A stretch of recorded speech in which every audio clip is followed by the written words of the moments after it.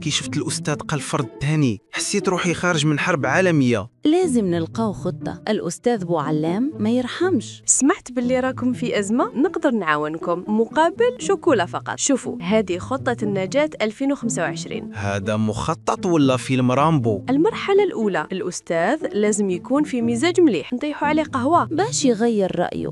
لا باش يقدر يتحمل صدماتكم.